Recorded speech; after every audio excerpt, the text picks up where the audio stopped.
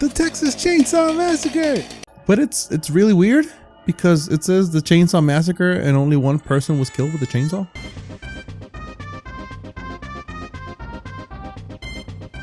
Yeah. That's true. I was trying to remember if anybody else died, but now, yeah. He's just making these noises that I make when I have diarrhea. To the point where they had to take puke breaks? Puke breaks? Yes, because...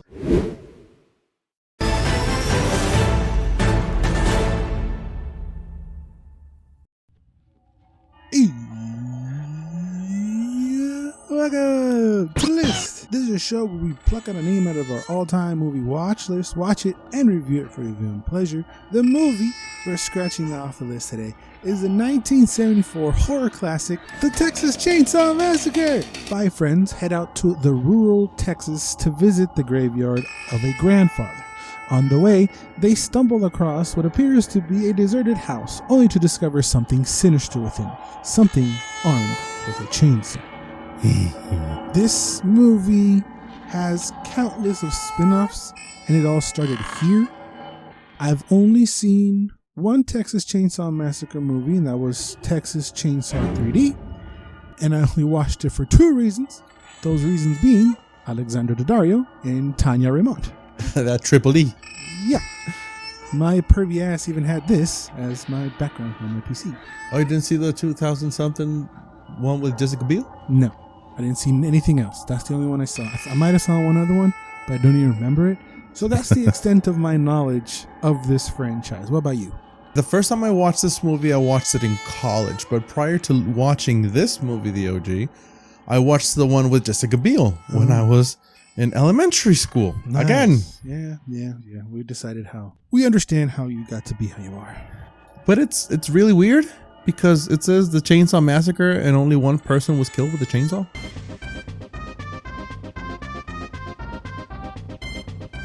Yeah. That's true. I was trying to remember if anybody else died, but now, yeah. Out of all the deaths, it's just one with a chainsaw. It definitely feels like it from the beginning. They're trying to go for shock and awe with those flashes of like decomposing body parts. It was nasty from the jump. Those were kind of real. Not the human remains, but the animals were. They went to the vet and bought them. Okay. And at the end of the movie, they burned them all in a pile. Oh man. This movie was $60,000. The budget was nothing, and the production company was a front for the mob.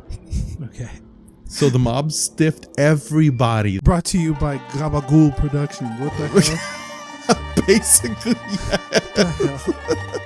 They paid Leatherface $800 worth. Damn. The dude that made that did the voiceover for the start of the movie, they allegedly paid him with a joint of weed.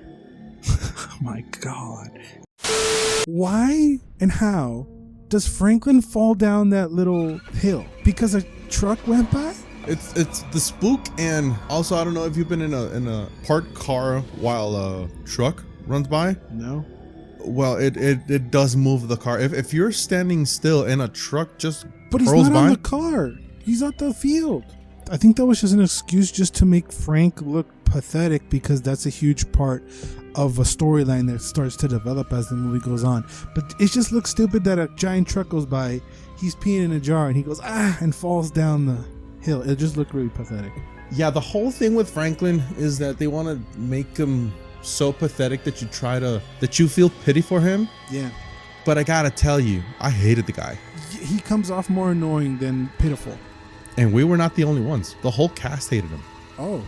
Because he was a method actor. Oh, so he was in the wheelchair the whole time? He was in the wheelchair. He was complaining. So every time you see somebody bickering with him, yeah, that's real. To the point where Gunnar Hansen, who played Leatherface, was so excited when he got to kill Franklin. Yeah, I was happy too.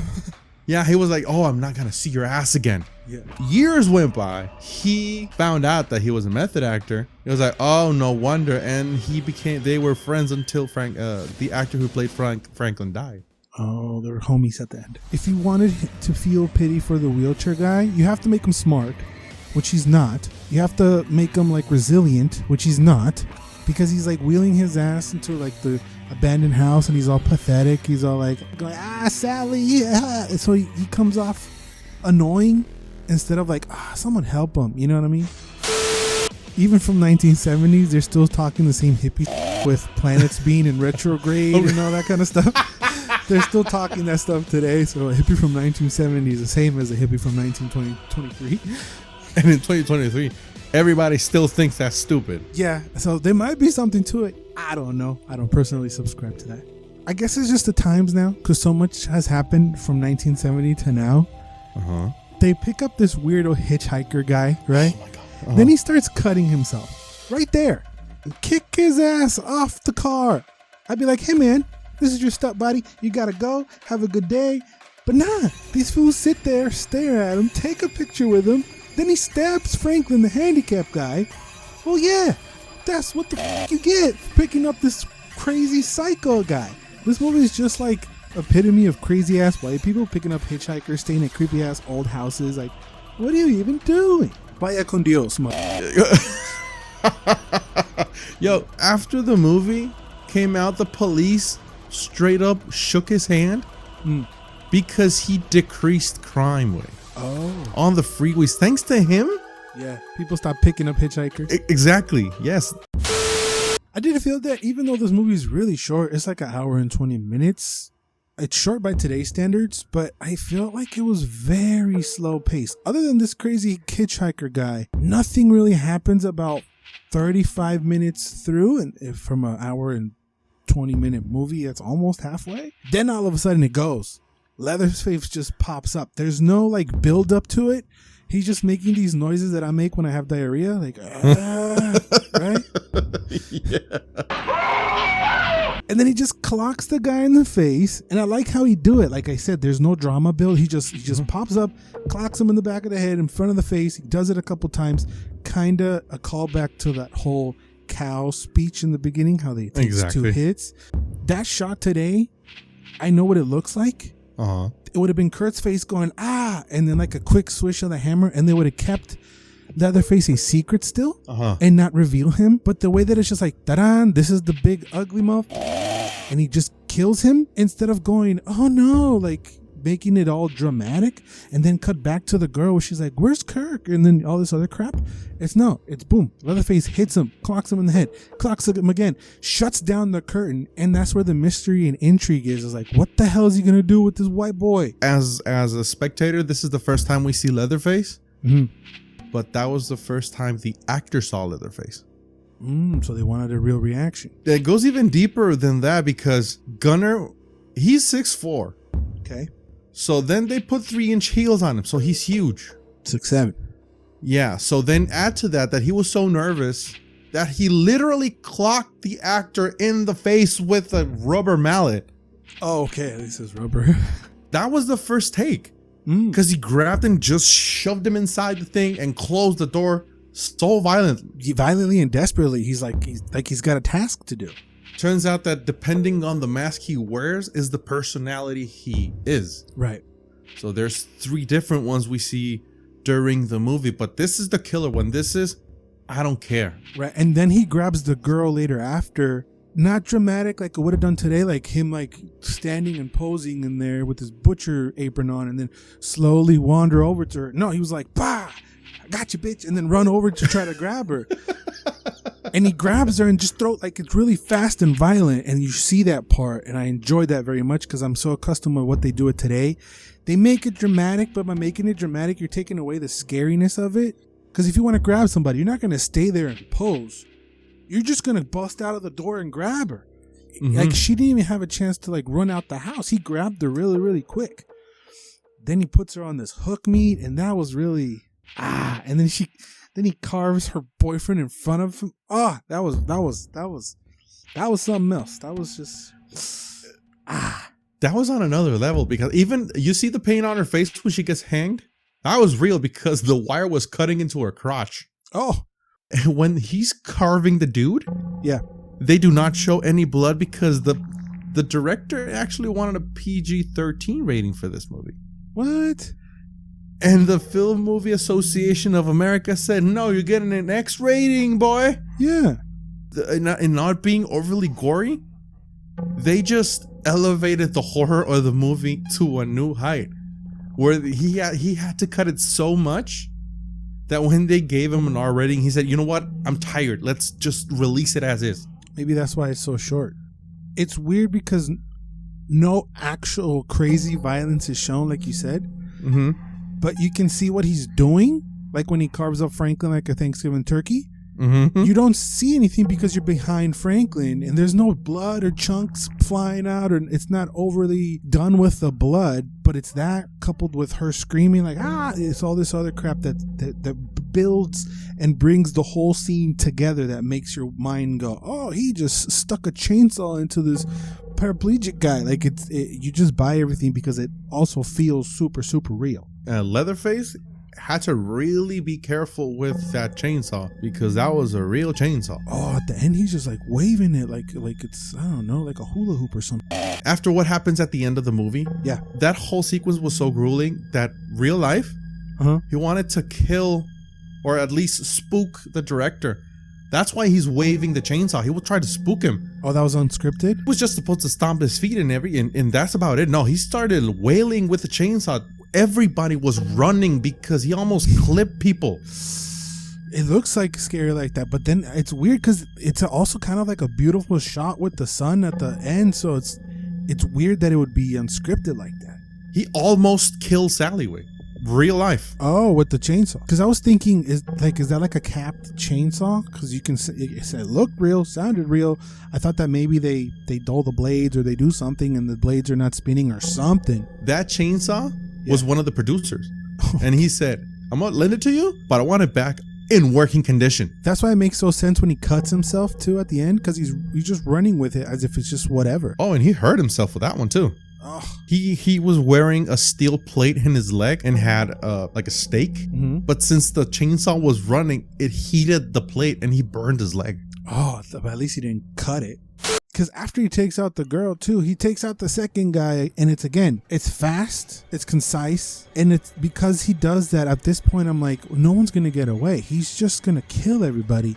And then he sits over at the window and starts pondering like he did something wrong, as if he had regrets. But as the movie goes on, I figured out that it's more of he's thinking whether or not he did a good job because of the gas attendant guy's gonna yell at him. That goes into the mask stuff, because right, the mask he was wearing was the good wife or the housewife mask. It's like he wants to be serviceful, he wants to help, he wants to be in the kitchen, he wants to be like that. So when he's killing people with this mask, it's another person. Right. So each mask is another person.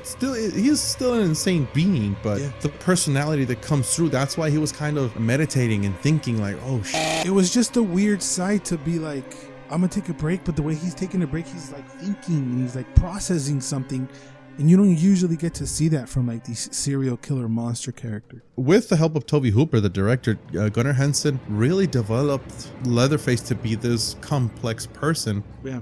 To the point where he went to people with mental disabilities to learn their mannerisms. Yeah, because he feels human. He feels more human than like Voorhees or any of the other characters. Outside of the killings, the pacing I felt was really, really weird. It's like right before anything cool happens, it's like I would call the movie boring. But right before I write down boring, he'll kill somebody really cool and cool stuff happens. But then you go back to them and it's like Franklin and Sally arguing over flashlights. It's like, can this be like, we needed this, like 4 minutes of them arguing about a flashlight? But then you have other things that seem like throwaways. The whole cows to the slaughter dialogue. Oh yeah, that whole part makes sense to me because that's how I feel like I was watching this movie, because one after the other these kids are dying similar to cows in a slaughterhouse. He would just walk up, grab them, boom, boom, boom, boom, boom. That's why at this point, when everybody's dead except for Sally, I'm like, that bitch dead. There's no way she's gonna die. There's no way, like, there wasn't any pushback or fight out of any of the other characters until Sally starts pushing back and she runs away and then she gets chased and then all that other stuff. Well, technically Pam, the other girl, we never saw her die. She was put on meat hook. What you mean? But actually in interviews, the actress fiercely says that she lived. Sally's scream while he's chasing her is really like gut-wrenching too, and he's getting closer and closer and closer with her. It gets intense for a long time there, and then she goes back to the gas attendant where the twist is revealed. I just started laughing when he was beating her with the broom. It was funny. Similar to what you would do with cattle or something. Just smack thing in the head. You're like, what are you doing? The actor was pissed off because with his size and his heels, he always caught up to her. Oh, okay. And the rag was used to clean blood and meat. So when she gets the rag in her mouth, she's eating rotten meat and blood. I mean, this movie was made for a bag of chips, so there was no sanitary worker right there making sure they were working under proper conditions. Oh, that's not even the end of it, wait. The shooting of the movie took 4 weeks. 4 weeks in Texas summer. So we're talking about 110-degree days, 80-degree nights. Nice. So everybody was horribly dehydrated. So Leatherface, you remember that pink shirt he had? Yeah. That couldn't be washed because of the dye. Right. So nobody sat near him because he stunk so bad. This scene, the whole sequence was shot at noon during a 27-hour shoot. Oof. On 120 degrees because there was no AC, there was no fans, and they had lighting. So the lighting even made it worse, to the point where they had to take puke breaks. Puke breaks? Yes, because the meat they had rotted almost instantly. Yeah. That whole sequence where you see everybody laughing and Sally screaming, that was not acting. That was real. I would be screaming like that too. And for movie purposes, as an audience member, that whole scene makes you feel just completely hopeless. It's just like she's screaming her head off and nothing's happening. And then weirder happens. They bring up Grandpa, who starts sucking the blood out of her fingers. And that was out of left field. You see him upstairs and you thought he was dead or whatever. And that doesn't really get explained at all. It's like he's only alive to suck on the blood of the young, so there might be some lore there. I don't know. In gags and everything, they say that they're like vampires. Okay. Their sanity slips were so frequent during the filming of that scene that Gunnar Hansen Leatherface really was so pissed that the tube with the fake blood was clogged that he cut her finger. So that was real blood. Then the pain of being strapped into a bone chair. That part doesn't get made today. Oh, wait, no, not by a long shot. And the whole part is super disturbing because it's just her sitting there screaming. And also the way that they edit it with her screams and the sound, it's all very, very uncomfortable. But I don't know if it's worth it for all of that. I did think that headlamp was in the dining room was pretty cool. Oh, yeah, actually it is. And interestingly enough, this movie was based on Ed Gein.